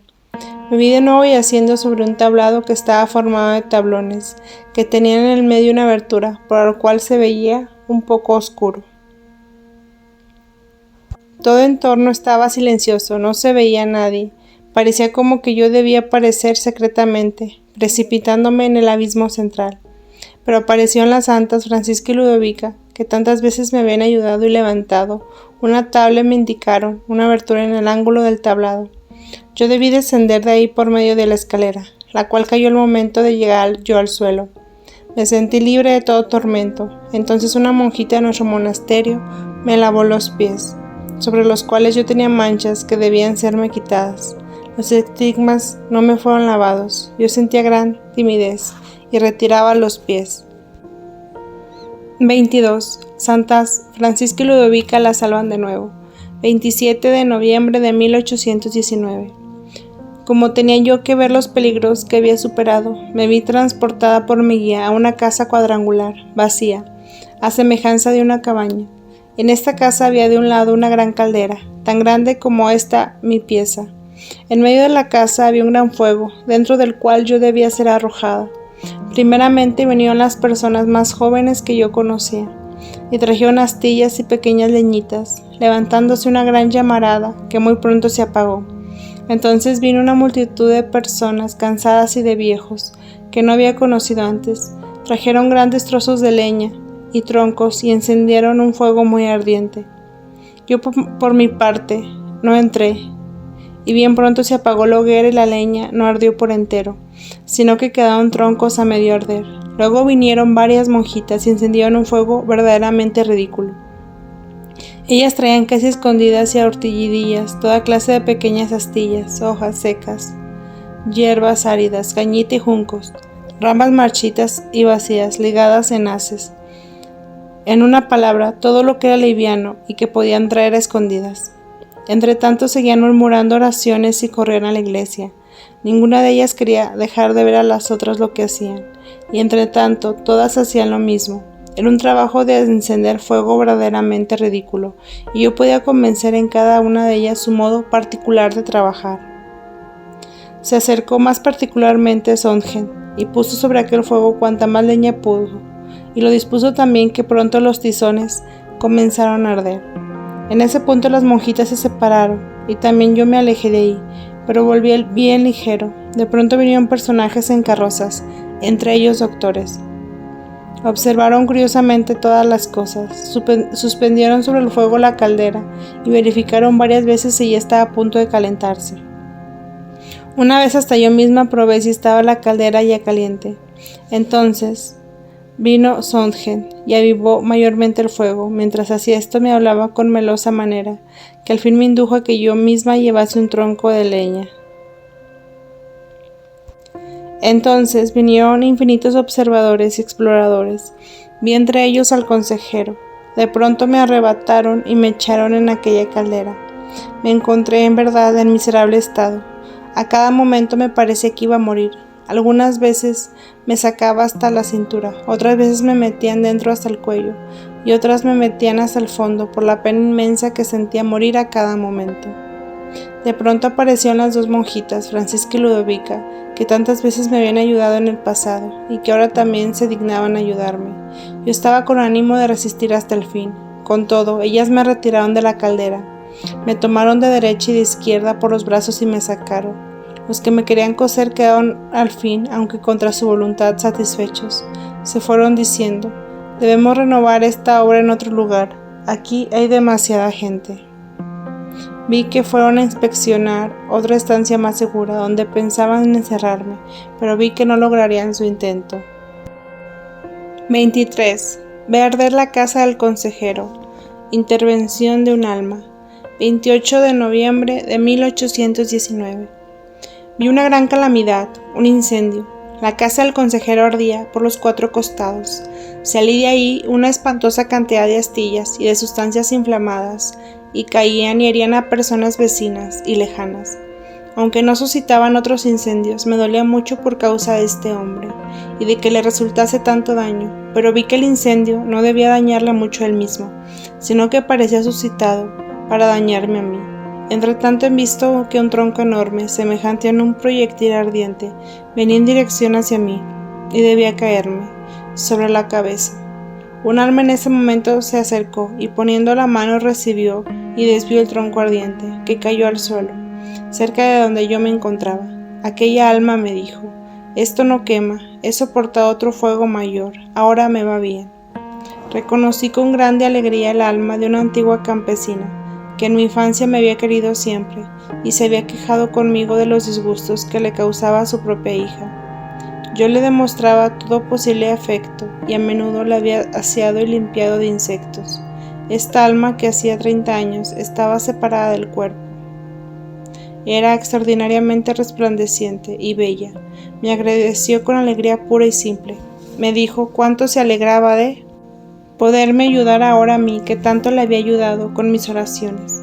Me dijo que yo debía consolarme, que tendría que sufrir toda clase de padecimientos, pero que todo lo debía recibir de Dios, con calma y sin murmurar, que ella me ayudaría protegiéndome cuanto pudiera, añadiendo: no estoy solo para ayudarte, tú tienes una extraordinaria cantidad de almas que te ayudan. Mira, son todas estas por las cuales he rezado y aquellas con las cuales has ayudado. En tiempo oportuno, todas te ayudarán. Entonces me mostró en torno gran cantidad de almas que yo había conocido. Las vi en diferentes estados y supe que todas me iban a ser de gran ayuda. No podría decir cuánta abundancia de gozo y consolación divina saqué de la belleza y del esplendor del alma de esta buena anciana, que entre nosotros siempre habíamos llamado la dormidera. Mientras tanto, yo veía arder la casa del consejero con más fuerza y llamaradas. Conocía en sí mismo que era el símbolo de las consecuencias de un perverso obrar, consecuencias que habrían destruido su persona y acabado con su felicidad. Sentía una gran compasión en oración por él, y dije a aquella alma que debía rezar y pedir a Dios de invitar también a todas las demás almas, con las cuales algo pudiera hacer unirse en ella en oración, para que el Señor no imputase al consejero todo aquel mal que me habría hecho y querría hacerme. Deseaba yo que el Señor, así rogado, le premiase todo, como si hubiese hecho solo grandes beneficios. Para conseguir esta gracia me ofrecía a aceptar todo sufrimiento. Aquella buena alma me lo prometió, y luego me dejó. Tuve después, con gran esfuerzo, que transportar al consejero hasta la cumbre de una montaña. y otras veces hube de hacer esto mismo con muchas personas, así hace mucho tiempo, tuve que transportar una visión al peregrino, antes que viniese a verme. Esto de llevar a uno significa guiarlo a su salvación, con gran fatiga y trabajo. También Javier transportó muchas veces en visión a hombres de color sobre sus espaldas, aún antes de que fuese enviado a convertir a los paganos. 24. Desacuerdo entre enemigos. Mis perseguidores me dejarán ahora en paz. He visto que tenían el intento de oprimirme y sorprenderme, pero están ahora de desacuerdo, y se han separado. He visto todo esto bajo el símil de un fuego que estaba encendido entre ellos. El uno desconfiaba del otro, y temía ser traicionado. Yo ya nada temía. Mi celestial esposo me había dicho que debía contenerme y esperar con paciencia, y que me sería dado algún tiempo de quietud, para que pudiese leer las 5 últimas páginas de mi gran libro. Tengo muchísimo que hacer. 25. El proceso inquisitorial que hará después de su muerte. 14 de diciembre de 1819. Vi que esta autoridad eclesiástica había recibido de Roma cartas con facultad para proceder a un examen inquisitorial, y vi cómo querían proceder con toda autoridad y dignidad. He visto después una iglesia en la cual no había ningún asiento, y me parecía profanada, o al menos en reparación. Estaba fuertemente edificada, estaba antigua y llena de ángulos. No obstante, era bella y adornada, aunque sin trabajos de madera, en relieve ni en similar. Los eclesiásticos penetraron en perfecto silencio. Fuera de ellos no había ninguno más que mi alma y muchos santos. Un féretro fue sacado de un subterráneo y llevado delante del mar. Los eclesiásticos lo abrieron, tenían la intención de hacer la prueba. Hicieron abrir el féretro, celebraron una misa solemne y luego tomaron aquel cuerpo, un dedo sagrado, el dedo de un santo obispo. Posaron sobre aquella reliquia sobre el altar y el féretro fue de nuevo transportado al subterráneo. Tuve el presentimiento que con aquella reliquia vendrían a mí, y me apresuré entonces a volverme a casa. Vinieron y se mostraron muy rigurosos y severos. No sé lo que hicieron sobre mí, puesto que yo me encontraba en alto sobre unas praderas. Me parecía hallarme entre nubes, en la proximidad de aquel obispo antiguo, cuyos dedos aquellos eclesiásticos habían traído.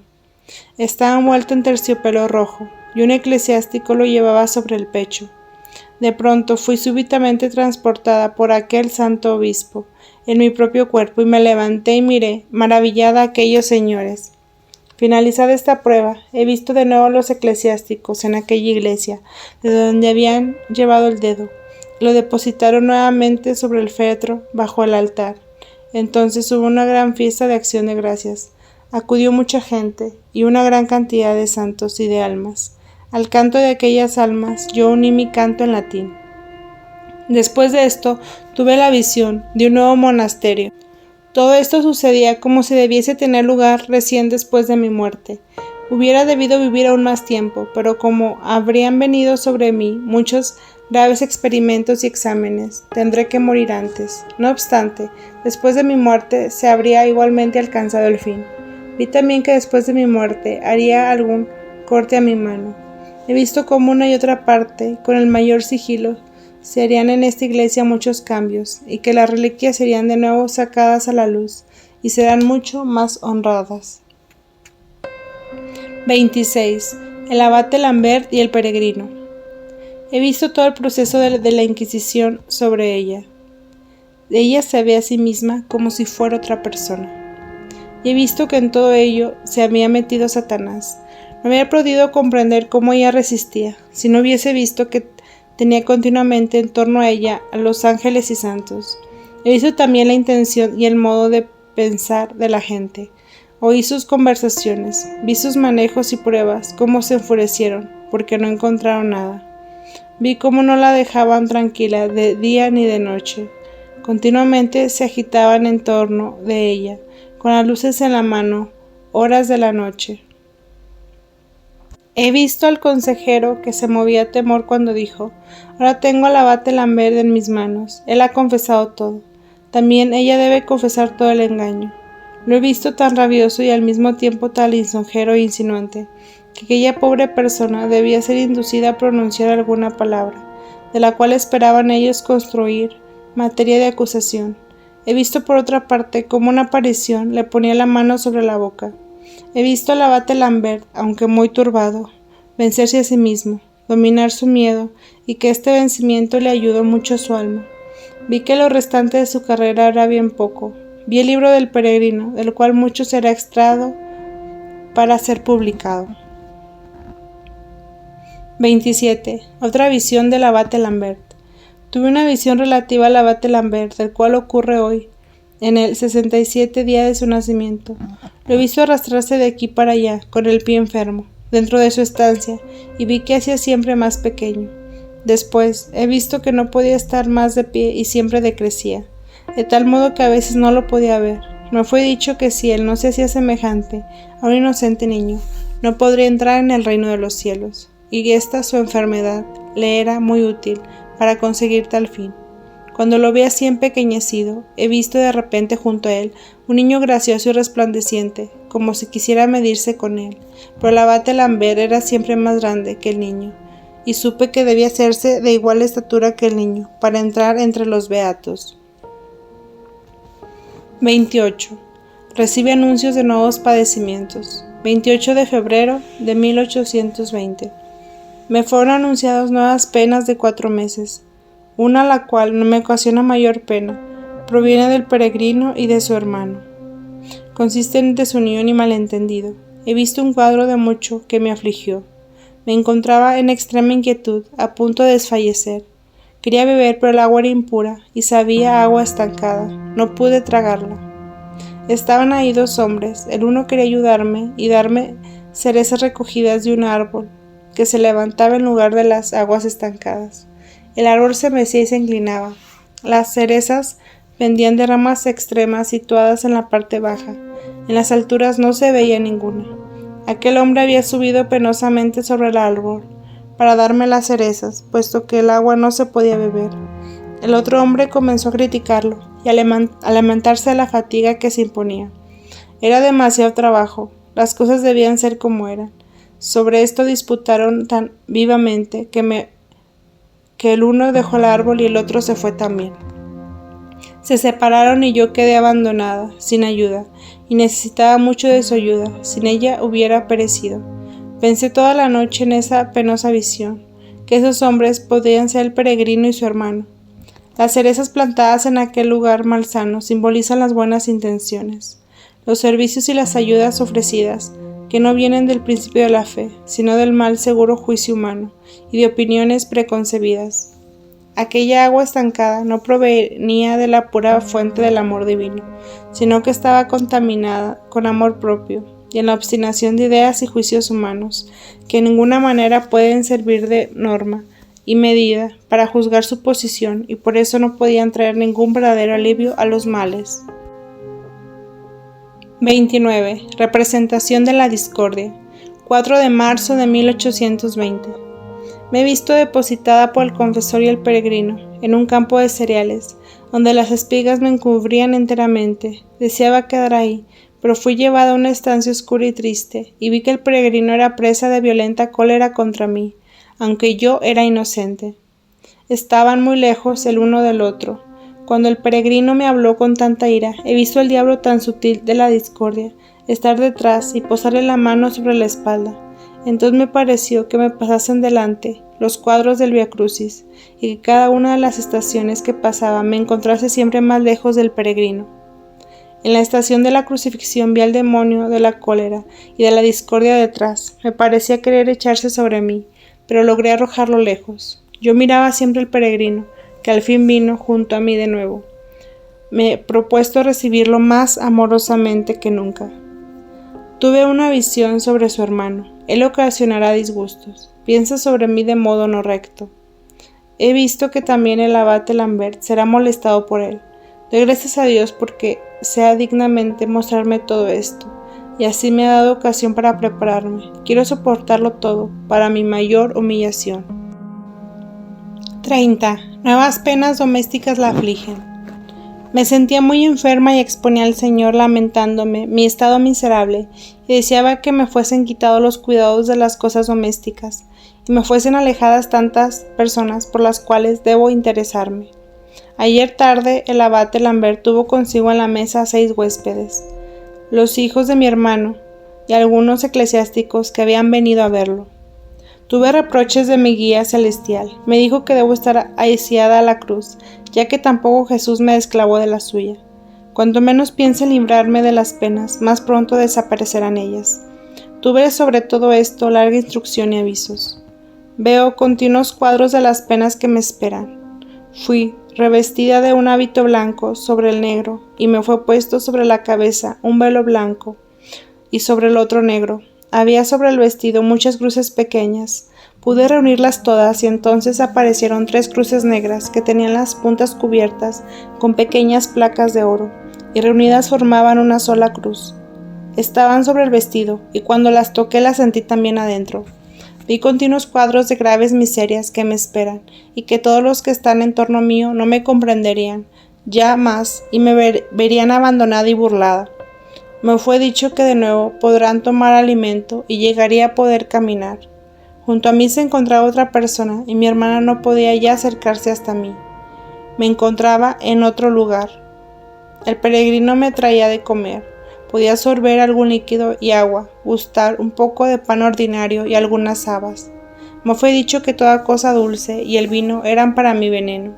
Supe también que se haría sobre mí un nuevo ensayo y experimentos. 31. Alivia el abate Lambert con sus dolores.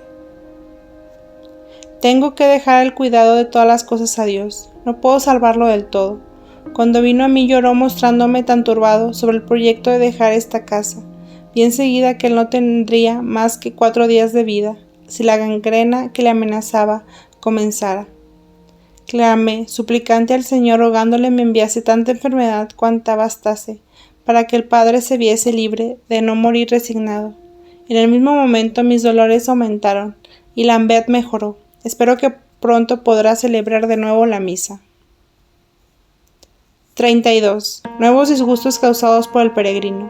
25 de abril de 1820. Yo debía poner orden y arreglar en un ramillete gran cantidad de flores, que estaban en mucha confusión, y había ya dispuesto un buen número, cuando vi despuntar en tomo de nosotros una verde maleza de espinas. No tenían las espinas vueltas hacia nosotros, sino hacia afuera, como nuestra defensa. Crecían ahí otras innumerables florecitas sobre tallos sutiles como hilos. Eran de color celeste y rojo en el centro, y tenían 5 estambres parecidos a pequeños martillos de plata, y sobre ellos se posaba un rocío admirablemente agradable. Estas florecillas se escondían entre muchas malezas de hierbas, y yo quería recogerlas, pero el peregrino y su hermano eran contrarios y decían que esto no valía la pena. Tomé una espina de aquella maleza y con ella saqué aquellas florecitas de en medio de las malezas de hierbas. 1 de mayo. Vi el cuadro de las pequeñas florecillas y las vi pisadas y destrozadas por el peregrino y su hermano. Lloré amargamente y escondí en medio de aquellas pobres florecillas la cruz que llevaba sobre mi vestido gris. Bañadas estas flores con mis lágrimas, renacieron en todo su esplendor. Con gran alegría mía, vi también el cuadro, con gran fuego de la pieza del padre Lambert, que ardía precisamente sobre su lecho. Consistía este fuego en pequeñas llamitas que se reunían siempre, más y más, cuando formaban una gran llamarada. Esta, pasando por la cocina, bajaba las escaleras. He visto varias cosas que indicaban el porqué de lo que le sucedía. Vi muchas personas y muchas cosas y ahora no puedo recordar la relación de todo ello, porque desperté por causa del miedo. Vi que de aquellas llamas salían muchas pequeñas cruces que cayendo sobre mí llenaban mi vestido gris. Yo estaba muy espantada, pero vinieron 2 espíritus celestiales, semejantes a 2 apóstoles, y me dijeron que no debía espantarme, puesto que se había ya quemado y consumido la mayor parte de aquellas cruces. Efectivamente, aparecían ennegrecidas y quedaban muy pocas aún. Desperté espantada de esta visión. 33. Agonía y muerte del abate Lambert, 14 de enero de 1821. Estoy ocupada en un difícil viaje con visión con el abate Lambert. Algunas veces se encuentra muy cerca de la celestial Jerusalén, pero luego se detiene porque ha olvidado un paquete. Yo debo buscar este paquete y llevarlo detrás de él. Otras veces me encuentro transportada al cementerio, donde yace alguno que ha olvidado algo y yo debo traérselo, y luego recorrer el largo camino, metida en tierra hasta la mitad del cuerpo. Tengo miles de trabajos que hacer, y ahora siento cerca de mí a alguien que de mala gana y con violencia se me atraviesa, me impide, me detiene, de modo que no puedo terminar cosa alguna. 18 de enero. No puedo describir con claridad cómo veo el siguiente cuadro. Veo el alma de Lambert bajo la forma de una pequeña y luminosa figura humana que está en su corazón. Veo como si quisiera salir, como si buscase adelgazar o romper algún ligamento de los que por todos lados lo envuelven, como si empezasen a abrirse algunos caminos, como si el cuerpo se disipase, como neblina que deshiciera. Veo aquella alma como si no quisiese estar más en encierro. Y luego veo una lucha en sentido contrario. La materia de la circunda lo impide y se hace más densa. El alma se siente encarcelada por todos lados, o al menos por alguno. A veces veo una densa oscuridad, a veces un rayo de luz penetra hasta ella. A menudo la veo circundada de niebla, y mientras dura todo esto, yo veo sobre el enfermo y en torno de él un fuego que se consume siempre más. Veo también un continuo aproximarse al demonio, con toda clase de visiones de angustia, y al ángel custodio del abate Lambert, que aleja al demonio, y rayos de luz y de consuelo que le envía su patrono y otros santos. Duerme todo el día, aun cuando hablo con otros o estoy ocupada en cualquier cosa. Veo internamente al abate Lambert, enfermo. Veo sus dolores y sus disposiciones de espíritu. Veo cuadros de las tentaciones con las cuales el demonio le quiere quitar ánimo y la esperanza. Parece que leyera un rollo muy largo de culpas y de omisiones, y le mostrará que él ha descuidado esto o aquello y que no ha cumplido con sus deberes. Veo cómo él mira estos cuadros de sus negligencias y cómo se pone angustiado y más enfermo e impaciente. Por el contrario, yo me pongo entonces a clamar al Señor y rezo el trabajo, y todo lo pongo delante del Señor, y tomo sobre mí dolores y penas. Entonces veo acercarse al ángel custodio, veo a San Martín, su protector, acudir en su ayuda, y veo que crece su fe, esperanza y caridad. Cuando veo alejarse de él de la tentación, entonces me sucede algo externamente a mí, un disgusto, un caso cualquiera que me saca de mi recogimiento, de modo que no puedo luego rezar por el enfermo. Si logro sobreponerme, he aquí que vienen otros contratiempos que debo soportar con paciencia. Ayer he visto a abate Lambert a punto de morir. Había perdido el conocimiento. Las tentaciones aumentaban, sus manos se movían de aquí para allá sobre la colcha sin saber lo que hacía. Hablé al Señor y le pedí que pudiese aún padecer aquí para que expiase. Me fue dicho que debía morir y que yo debía recogerme y pensar, si no me convenía dejarlo de buena gana, a la voluntad de Dios. Después de esta declaración de mi buena voluntad, se me presentó ante los ojos un cuadro admirable. Me parecía como si se me presentase una persona que me hizo una dolorosa representación de lo que significaría para mí la pérdida del abate Lambert, si él tuviese que morir ahora, y quisiese esto para moverme a prorrumpir sus lamentos y quejas, y a dejar de lado la paciencia y el abandono a la voluntad de Dios. Tuve que luchar mucho contra esta representación. Además de esto, no me encontraba sola ni un momento. Se me dirigía la palabra y me daba trabajo la niña que tosía. Con todo luché con las insinuaciones del enemigo, y al fin me fue posible vencer el asalto, y dije con todo el corazón: Señor, tu santa voluntad sea hecha. Apenas dije esto, vi delante del espíritu del abate Lambert mejorado y más sereno.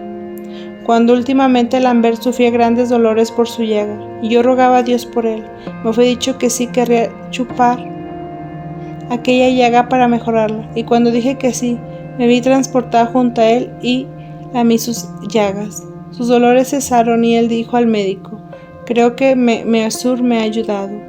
9 de febrero. He recorrido los cuadros del Vía Crucis y fui al encuentro del cortejo fúnebre que conducía al abate Lambert, que murió el 7 de febrero de 1821. Al cementerio. Ahí he visto muchas almas, entre ellas a una con un cirio encendido que acompañaba el conejo. Después de esto, he asistido a las exequias y he cantado con gran fatiga en el coro el oficio de difuntos. Ahora veo al abate Lambert en un jardín celestial, donde se encuentran sacerdotes y almas de su clase. En este lugar hay cosas que corresponden a las puras raíces de inclinaciones del alma sobre la tierra, pero sin ninguna mezcla de naturaleza terrena. En la hora de su muerte he visto a San Martín y a Santa Bárbara, a quienes yo había invocado en su ayuda junto a él. 34. Expía por el deán Roseri y Rape. He viajado a Tierra Santa y vi a nuestro Señor en las orillas del Jordán. Dijo que había llegado el tiempo de que él mismo quería salvar a sus ovejas y traerlas a un lugar seguro. Los corderitos tenían que ser puestos sobre un monte y las ovejitas distribuidas en torno suyo. Cuando lo vi tan afanado por sus corderitos, pensé en mis perseguidores, y los vi con una mirada como si atravesasen corriendo un desierto. El buen pastor dijo: todas las veces que me acerco a ellos me desprecian y dan coces. Yo comencé a rezar por ellos de todo corazón, y obtuve el don de poder orar por ellos, y espero que algo les haya aprovechado. Reconozco que mis enemigos han ayudado mucho a mi vida interior.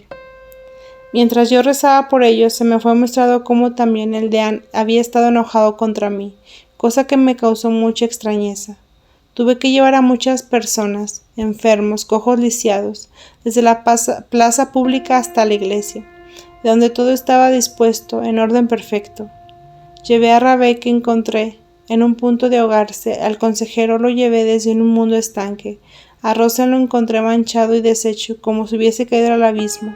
También por ellos tuve que cansarme, llevándolos. Me encontré junto a un campo de trigo y centeno situado bien alto. No lejos había excavaciones profundas y estanques de agua pútrida y lugares desiertos, y adentro había rabiosas bestias que querían devorar a los hombres. Tuve que gobernar y dar de comer a estas bestias, para que no se desparramasen por los campos. Tuve que buscar y traer para cada una de ellas, con gran fatiga y sudor, las hierbas y raíces diversas, como también diversidad de gusanos, y todo esto con infinita ansiedad y angustia, y en medio de continuos ataques de parte de estos animales. Tuve que llevar y alimentar gatos, tigres, puercos y un perro agresivo. Durante esta visión estaba deshecha en sudor. Esas bestias significan las pasiones de aquellos hombres que pensaban reducirme a su demonio. He tomado sobre mi espalda un grave compromiso. He hecho el propósito de implorar en este tiempo solemne de Dios nuestro Señor por el mejoramiento de mis enemigos y el perdón de sus pecados. He trabajado tanto en ello que por todo lo que han hecho hasta ahora contra mí no serán castigados si se arrepienten y entran en sí mismos. Siento ahora lo que es llevar sobre la espalda los pecados y expiarlos con padecimientos. También he conseguido remover con la oración muchos de los peligros que me amenazaban. Sobre esto he recibido avisos precisos, y me fue dicho cuánto reconocimiento debo por ello a la protección de sus santas reliquias. Les debo a los santos que el proyectado asalto contra mí se ha removido. No me he equivocado. He visto con seguridad que el proyecto había salido del deán. Yo debía ser llevado de nuevo de aquí, por medio de 6 hombres, entre ellos 2 eclesiásticos, para ser de nuevo examinada, pues el vicario general no quiso dar su consentimiento. Me pareció en la víspera de la fiesta de mi santa patrona, Catalina, que yo sacaba de mi corazón del pecho y lo repartía entre muchos miles de personas, pobres, lisiados, enfermos, hombres, mujeres, niños, al fin que todavía vinieron algunas hacia mí, y les di las últimas partes de mi corazón, mientras yo veía cómo iban terminándose las últimas partecitas. Cuando acabé de dar la última partecita me encontré tan vacía, tan decaída, que estaba por morir. Entonces apareció Jesús en la cruz, y le dije: Señor, ahora no tengo más nada. Entonces él me presentó su corazón y dijo: Aquí tienes mi corazón, reparte de él cuanto quieras. Me puso su corazón dentro del pecho, y yo me sentí fuerte, y desperté. 35. Visión simbólica de unos ciruelos. 24 de agosto de 1822. Yo estaba sentada en una fuente situada en un vasto campo de cereales, donde las espigas se curvaban por el peso de sus granos y caían al suelo. Mi confesor, el padre Dominico Limberg, se adentró mucho en aquel campo y salvó de la ruina a muchos granos. Había ya cegado una buena extensión del campo. Entretanto, yo guardaba su sombrero, puesto que aún había muchos lugares que él debía recorrer para recoger la mies. A cada momento pasaban sobre mí ciertos nubarrones negros, llenos de granizo, como si quisieran herirme y triturarme, pero de pocos aquellos nubarrones me hirieron. Vi un saco lleno de ciruelas pequeñas y míseras, que parecían estar preparadas para mí. Eran ciruelas de aquellas que entre nosotros se llaman Whitker. Estas ciruelas fueron recogidas para mí y preparadas así por distinguidas personas, pero uno solo era el que había llenado el saco. Estos frutos son dañosos, equívocos, lisonjeros quizás, pero llenos de falsedad y engaño.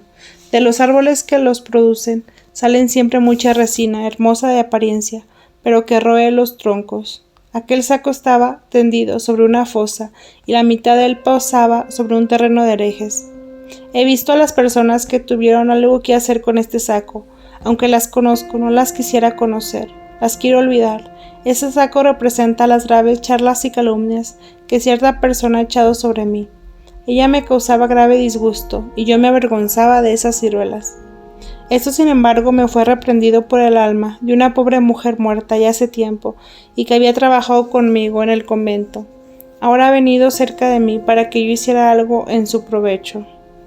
Me preguntó cómo se entendía que yo, que no había mostrado interés otras veces por ciruelas grandes, ahora me preocupaba por estas pequeñas y míseras.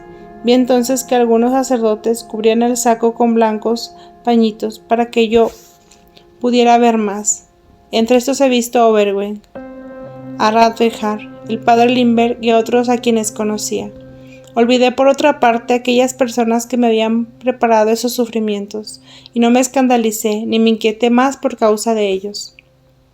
Las obras del campo del padre Limberg significaban los cuidados de la cura de las almas de Ingensheim y de sus dispersos penitentes que venían de otras parroquias.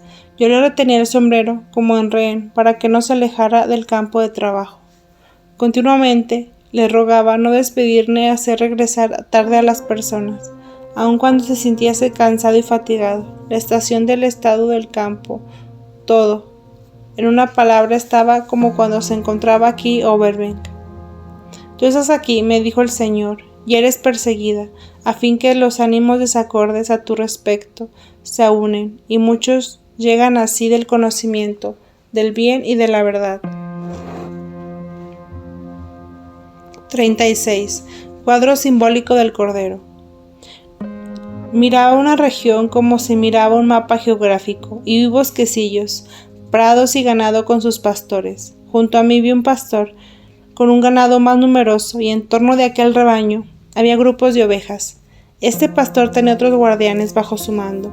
Él se entretenía en buscar su propia comodidad. Entre los guardianes había algunos que se hacían más que él. Su grey estaba en estado muy mediocre. Había entre las ovejas un corderito más sano y más hermoso que los demás, y que tenía algo de maravilloso en su modo de ser. Los otros se agrupaban lo más que podían en torno a él. Había de estos otros ovejas con tiña. El cordero mejor parecía frente a un bosquecillo, donde vi escondido un espantoso lobo en acecho. El segundo lobo estaba detrás del primero, acechando en otra selva. Eran lobos, pero como hacen los hombres, se entendían entre ellos, y más de una vez iban de una parte a otros juntos, siempre espiando por causa de aquel cordero, sin tomarse ningún interés por las ovejas sarnosas. Me afligía mucho por aquel cordero, y no podía comprender cómo los pastores podían descuidarse de tal manera. Uno solo de los guardianes inferiores se preocupaba por el cordero, pero no podía hacer gran cosa, aun cuando cuidaba bien la parte del rebaño que se le había encomendado. Más de una vez vi a los dos lobos lanzarse juntos para arrebatar al cordero, pero seguía a las ovejas, que saltaban de tal manera en tomo y hacían tanto alboroto balando, que los lobos no se arriesgaban a cumplir su propósito. Los pastores nada hacían para socorrer al cordero, y esto yo no lo podía entender. Una vez los lobos se hubieran agarrado, pero el segundo llegó demasiado tarde, y entre tanto las ovejas hicieron tanto ruido que no pudieron atraparlo. Yo no podía comprender cómo exponían a aquel cordero a tan inminente peligro. Otra vez los lobos ya lo habían llevado a un corto trecho de camino, mas todas las ovejas corrieron detrás. Recién entonces conocí la compasión que tuve, que el cordero era yo misma. Entonces descendió de lo alto un hombre, y los lobos huyeron delante de él. En ese momento vi que yo tenía los huesos de él, y me maravillaba de que estuviese su cuerpo ahí conmigo, y su espíritu en lo alto. Entonces vi también el guardián de las ovejas, y llevaron a su casa al cordero. 37. Atraviesa una tupida valla de espinas. Tuve grandísima angustia delante de esta valla de espinas, pero mi guía me dijo: has andado ya tanto camino, y ahora quieres asustarte delante de este breve trozo. Me hinqué de rodillas y oré, y así orando atravesé aquella valla sin saber cómo lo hice. Sentí que había en torno mío invisibles ayudadores. Vi entonces a 3 hombres venir a mí y preguntarme qué pensaba hacer con respecto al consejero. Les contesté que leería el escrito para ver si correspondía a su carácter, y que cuando el superior me lo mandase diría la verdad. Me fue dicho además que el siguiente viernes no saldría sangre de los estigmas, sino otro día, por el mismo que los perseguidores esperaban esa efusión de sangre. Y supe que ellos jamás verían esas efusiones, puesto que no buscaban la verdad. Vi también a muchos niños de Munster que venían para ver la impostora, pero se mostraron benévolos, con grande afecto hacia la engañadora. Me parecía como si los manipulasen. Entre ellos había algunos adultos. En estas visiones tenía en torno mío muchos santos. Los que mucho me alegró fue que entre ellos apareció también San Francisco. Este vestido de túnica larga y rústica, su frente era ancha, sus mejillas descoloridas y pálidas, su mentón largo, me suministró gran consuelo y me dijo que yo no debía quejarme, que también él había sido perseguido. Tenía escondidas sus llagas cuanto podía, pero la sangre muchas veces fluía en cantidad desde el costado hasta los pies, y otros habían visto sus heridas, y sin embargo no le prestaron fe. Me dijo que era mucho mejor creer y no ver, puesto que ver no alcanza a hacer creer a aquellos que no tienen la gracia de la fe. Es el alto de estatura, flaco pero vivaz, y sus mejillas, aunque demacradas, estaban muy teñidas de rojo por el incendio íntimo. Los ojos eran negros, no tenía barba, no se mostraba decaído, tenía en sí mucho de vivaz y de benévolo. 38. Es avisada de no promover querella. Me llamaban desobediente, pero no puedo obrar diferentemente. Cuando es demasiado tarde, entonces todos quieren ayudarme. Veo cuánto se afana el enemigo infernal para que nazca algún proceso. En su ansia que me venga el deseo de iniciar una querella. El demonio no puede dañar de otro modo. Veo que yo moriría si llegase a un proceso que todo quedara oculto y suprimido y sofocado. Este es el plan del demonio. Mi guía celestial me ha dicho: tus mejores amigos te querrán persuadir para que promuevas querellas ante el magistrado, pero cuídate bien de hacerlo. No olvides que las señales que tú llevas, tus estigmas, no son señales de acusación, sino de reconciliación. Las 2 letras de tu libro de devoción te lo recuerdan, A y R. Esto es arma, recuerda tus consejeros, los que deben promover querella, y no tú. 39. Ruega por sus perseguidores, valor de la Santa Misa. He aclamado y suplicado a Dios Padre que quiera mirar a su Hijo, el cual cada minuto satisface para los pecadores, que ahora mismo se ha ofrecido y a cada minuto se ofrece. Le he rogado que no quiera ofenderse demasiado por los pecadores del pobre ciego consejero. Le he dicho que debo ayudarlo, iluminarlo por amor de su Hijo. Yo tenía en aquel momento la visión del Viernes Santo, y vi cómo el Señor se ofreció de víctima en la cruz, y cómo María y el discípulo al pie de la cruz miraban atentamente el altar del sacerdote que se ofrecía en sacrificio de la misa. Vi que esto sucedía en cada hora del día y de la noche, y vi a todos los fieles y cómo ellos rezaban bien o mal, y vi también cómo el sacerdote ejercía su ministerio. La primera vez que vi la iglesia que está aquí, y luego las iglesias y comunidades que están en torno, de la manera como se distingue el árbol iluminado por el sol que está vecino, con sus frutos, y al mismo tiempo se ven otros que están lejos, distribuidos en grupos y reuniones en un bosque. He visto celebrar la misa en el mundo entero, en toda hora del día y de la noche. He visto lejanas comunidades donde la misa es celebrada precisamente como en los tiempos de los apóstoles. Sobre el altar veo una visión, un oficio divino, donde los ángeles compensan todo aquello que es descuidado por el sacerdote celebrante. También ofrecí mi corazón por las faltas de piedad y devoción de los fieles. Supliqué al Señor su misericordia. Vi a muchos sacerdotes celebrar el sacrificio deplorablemente. Los afectados y rígidos que emplean todo el cuidado de no ofender la apariencia externa, descuidan muchas veces el íntimo recogimiento por causa de esta excesiva meticulosidad. Piensan muchos en cómo el pueblo los abrevia y lo que piensa de ellos y no piensan lo que pensará Dios de ellos. Son los escrupulosos que quieren tener siempre el sentido de su devoción. Este género de sentimientos los he experimentado desde mi niñez. Muchas veces durante el día me siento arrebatada de esta lejana visión de la Santa Misa, y en tanto que se me habla de modo que me parece probar una impresión igual a la que se experimenta cuando durante el trabajo se debe hablar a un niño que pregunta. Jesús nos habla de tal manera que ha querido que la misa continuar la obra de su redención.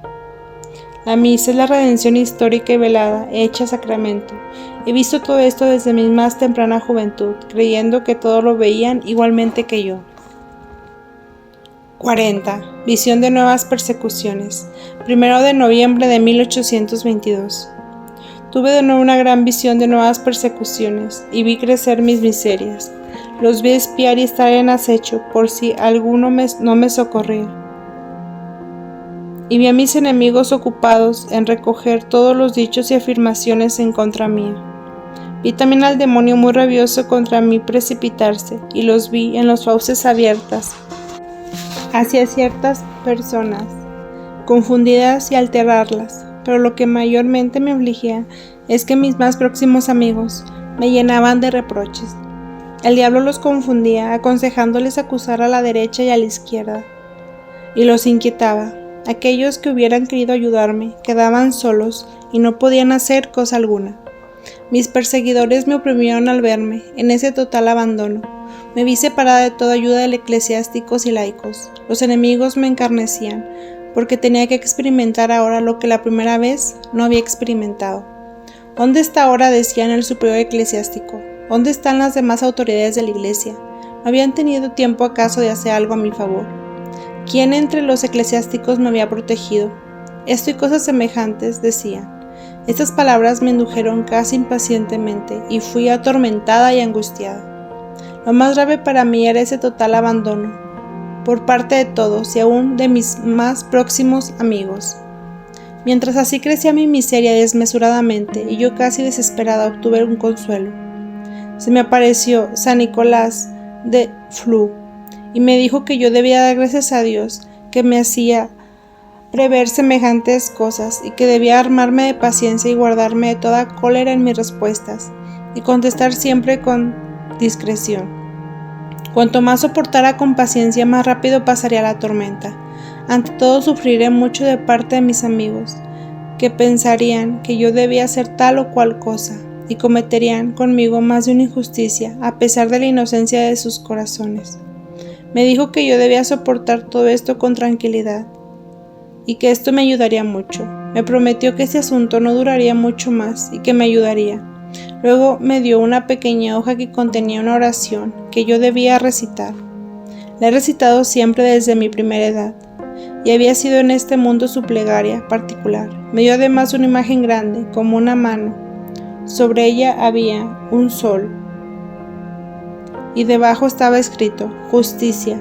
Comprendí que la divina justicia podría llegar a mí, en fin. Debajo había un rostro benévolo y amigable. Con esta inscripción, misericordia. Comprendí que la misericordia descendería sobre mí. Más abajo del rostro veía de un feto, con 4 luces encendidas.